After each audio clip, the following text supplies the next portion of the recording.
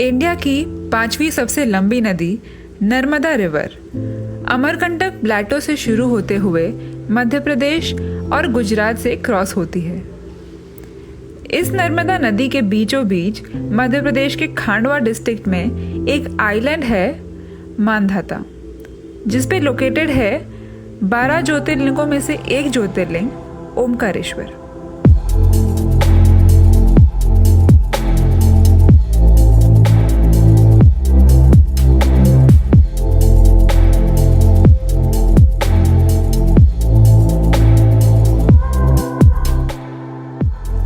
Hello and welcome back to my YouTube channel.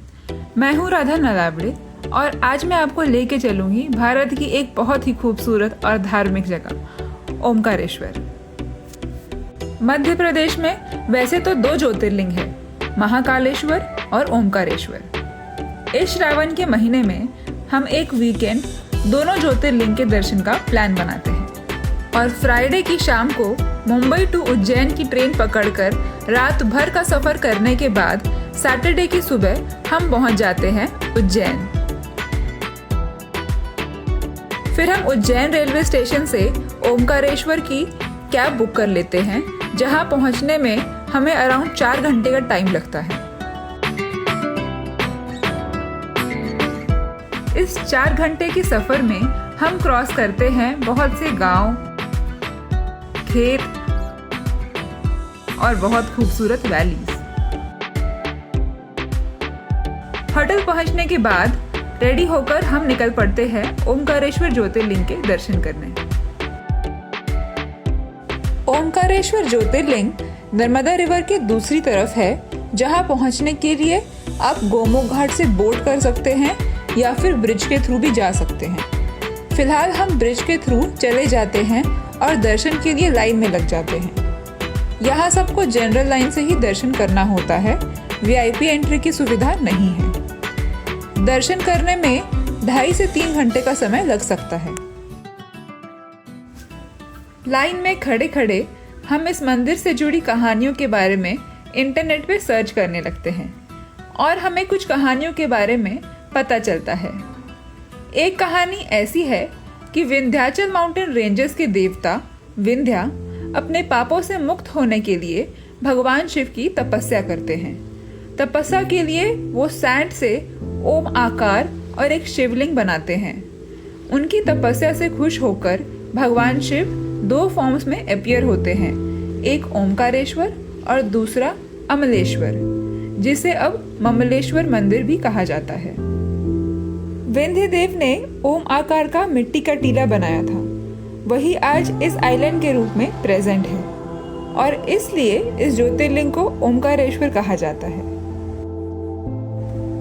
दूसरी कहानी कुछ ऐसी है कि एक बार राजा मांधाता, जो कि इक्ष्वाकु कुल के थे और श्री राम के पूर्वज थे, एक बार वो और उनके बेटे यहाँ तब तक तपस्या करते हैं जब तक भगवान शिव यहाँ ज्योतिर्लिंग के रूप में प्रकट न हो जाए।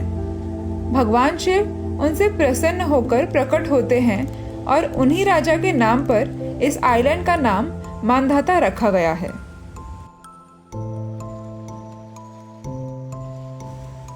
ओमकारेश्वर मंदिर 11वीं सेंचुरी में मालवा के परमार डायनेस्टी के राजा द्वारा बिल्ड किया गया था। 13वीं सेंचुरी के बाद इस टेम्पल को कई बार इन्वेडर्स द्वारा अटैक किया गया और लूटा गया, फिर भी इस मंदिर का पूरी तरह डिस्ट्रक्शन नहीं हो पाया।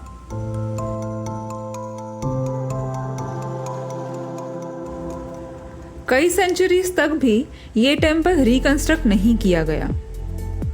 फिर 19वीं सेंचुरी में जब ये टेम्पल मराठा रूलर्स के अंडर आया, तब रानी अहिल्याबाई होलकर द्वारा इस टेम्पल को रिकंस्ट्रक्ट किया गया।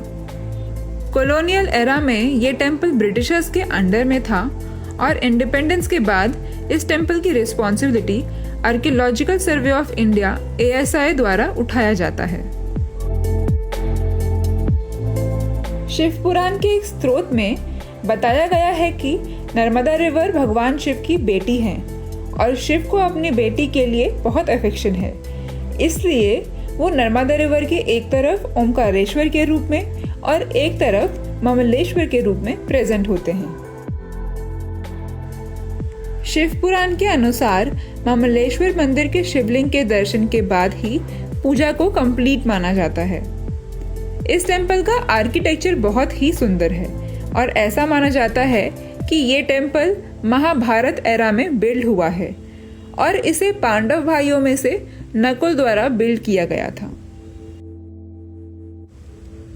दोनों मंदिरों के दर्शन में शाम हो जाती है और शाम में बोटिंग का मजा ही कुछ और होता है। इसीलिए हम आ जाते हैं गौमुख घाट पे, जहां हम नर्मदा रिवर को प्रे करके चले जाते हैं बोट राइड पर।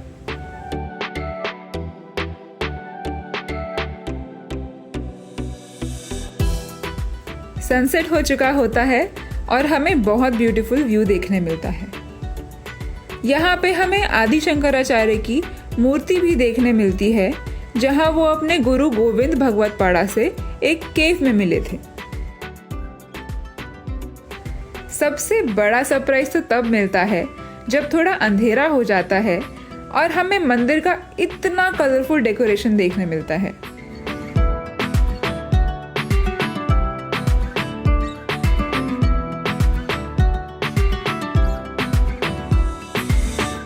ये पूरा व्यू देख के जैसे हमारे दिन भर की थकान ही खत्म हो जाती है।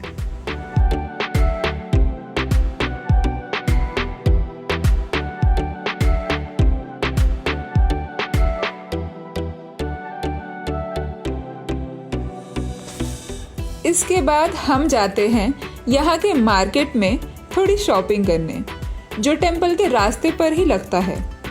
यहाँ वैसे तो छोटे बड़े शिवलिंग, भगवान की मूर्तियाँ और टॉयज वगैरह के शॉप लगे हुए हैं, लेकिन मेरा अटेंशन जाता है बैंगल्स के शॉप पे। ये बैंगल्स इतने सुंदर हैं कि इन्हें खरीदने से रेसिस्ट करना बहुत ही मुश्किल है। मार्केट से बाहर निकलते ही गजानन महाराज का एक बहुत बड़ा आश्रम है, जहाँ पर उनकी एक बहुत ब्यूटीफुल टेम्पल है। ये आश्रम बहुत ही क्लीन और पीसफुल है और यहाँ रहने और खाने पीने की भी सुविधा दी जाती है। वैसे तो ये जगह बहुत खूबसूरत है, लेकिन यहाँ मैंने एक चीज़ ऑब्जर्व की कि कैसे यहाँ के लोग अपने घर ही नहीं, घर के आसपास की भी सफाई की जिम्मेदारी लेते हैं। लेकिन यहाँ आने वाले कुछ टूरिस्ट इतनी सुंदर जगह में कचरा फैला देते हैं। इसलिए मैं आप सबसे रिक्वेस्ट करूँगी कि छोटे से छोटा कचरा भी आप डस्टबिन में ही डालें। ओमकारेश्वर मंदिर भी यहाँ के मैनेजमेंट द्वारा काफ़ी अच्छा मेंटेन किया गया है, लेकिन ज़्यादा क्राउड हैंडल कर सके ऐसी सिस्टम अभी नहीं बनाई गई है।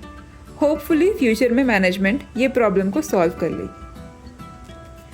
इस तरह हमारा पहला दिन ओमकारेश्वर के सफ़र के साथ ख़त्म होता है और हम रेडी हो जाते हैं अपने दूसरे दिन के ट्रिप के लिए, जो है महाकालेश्वर, उज्जैन।